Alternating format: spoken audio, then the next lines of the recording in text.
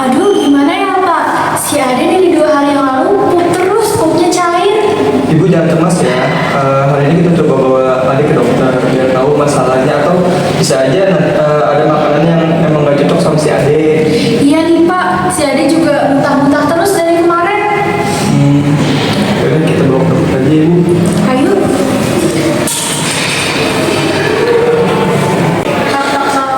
Silakan masuk. Selamat siang Ibu. Selamat siang. Ada yang bisa saya bantu? Ini Bu, anak saya udah 2 hari pupnya cair terus juga muntah-muntah. Nanti saya periksa dulu. Baik.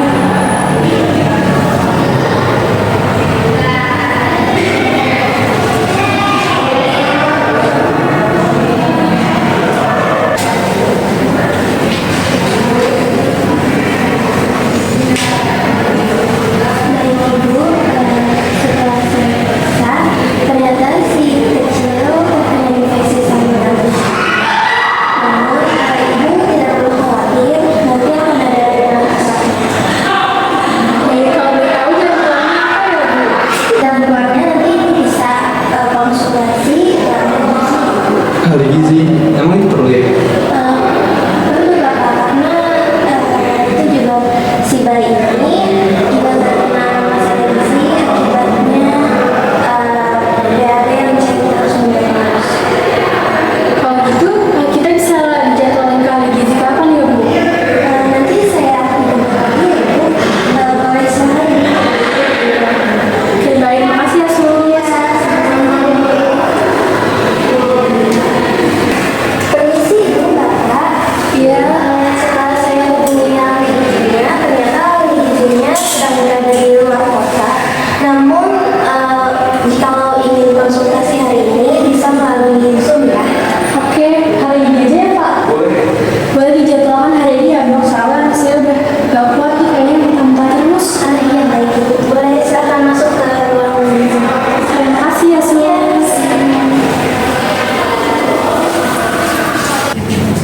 Assalamualaikum Bapak, Ibu, selamat siang. Waalaikumsalam, selamat siang Bu. Baik, sebelumnya izin memperkenalkan diri, Ibu, Bapak, saya ahli gizi Rumah Sakit Unsika yang akan membantu Ibu dalam beberapa waktu ke depan. Baik Ibu. Kalau boleh tahu, bagaimana Pak, Bu, ada yang bisa saya bantu? Jadi gini Bu, tadi awalnya kami bawa anak kami ke poli anak, tapi kami malah diarahkan ke poli gizi. Kira-kira kenapa ya Bu? Baik Pak, maaf sebelumnya saya izin sambil mencatat ya. Dengan Ibu siapa namanya? Saya Ibu Suci Bu. Kalau boleh tahu, si kecil siapa namanya Bu? Anaknya Putri, usianya 15 bulan. Baik Bu, berdasarkan catatan rekam medis atas nama Putri, dinyatakan bahwa adik Putri ini mengalami diare dengan BAB cair secara sering, muntah karena mual, dan pengukuran suhu adik Putri ini dikategorikan rendah dengan suhu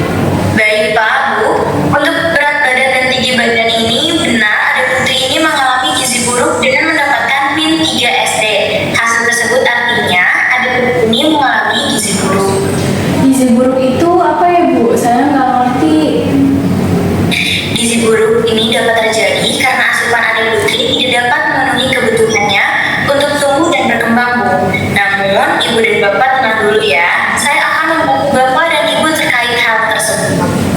Baik, terima kasih Bu. Baik Bu, kalau boleh tahu apakah adik putri ini masih mendapatkan eksklusif dari Ibu? Iya Bu, saat ini juga masih didampingi ASI dan makanan pendamping MPASI. Jadi adik putri saat ini kebiasaan makannya bagaimana Bu? Baik, saat ini saya tuh cuma saya kasih nasi tim setengah centong sama nasi ASI aja sih Bu biasanya.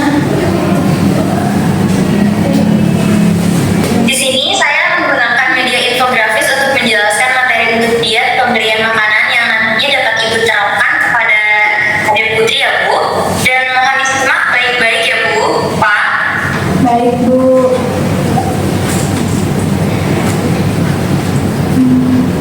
Baik, agar adik suci ini dapat cepat pulih, maka saya akan menyarankan untuk memberikan diet tinggi energi, tinggi protein ya Pak, Bu. Dan itu merupakan pemberian makanan yang mengandung energi dan protein yang lebih tinggi dibandingkan kebutuhan normalnya. Makanan seperti apa Bu contohnya?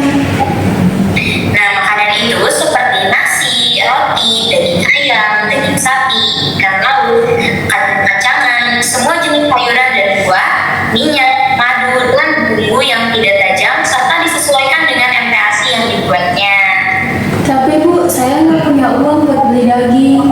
Betul Bu, saya hanya seorang pekerja buruh pabrik dan gaji saya juga minim Bu. Kira-kira ada alternatif lain nggak Bu? Baik, Bapak atau Ibu ini bisa mengganti daging yang kaya protein dengan telur Pak.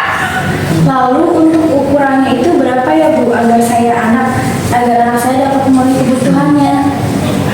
Ibu bisa menggunakan daftar penukar dari peralatan yang Ibu miliki seperti sendok, gelas, mangkuk sebagai acuannya. Nah, nanti saya akan beri penggambaran agar bisa Ibu baca ya di rumah, atau mungkin nanti saya akan mengirimkan softwarenya ke Bapak atau Ibu. Baik Ibu, lalu bagaimana kalau dengan makanan yang saya berikan itu nggak dimakan Bu sama si Putri?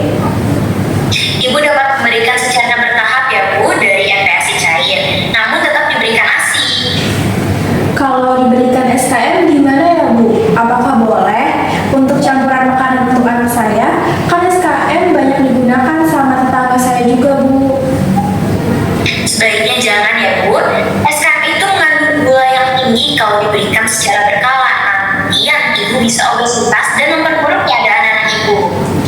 Baik Ibu, terima kasih atas informasinya. Baik, apakah Ibu dan Bapak dapat mengerti apa yang telah saya jelaskan? Jika bisa, Bapak atau Ibu boleh mengulang penjelasan yang saya berikan ya. Baik Ibu, saya akan mengulang yang tadi Ibu sudah jelaskan. Jadi anak saya Putri ini termasuk keadaan gizi buruk, jadi harus diberikan makanan tinggi energi dan tinggi protein seperti bahan makanan telur, sayur, daging-dagingan, dan juga diberikan ASI dan makanan MPASI secara bertahap. Dan tetap diberikan ASI juga ya.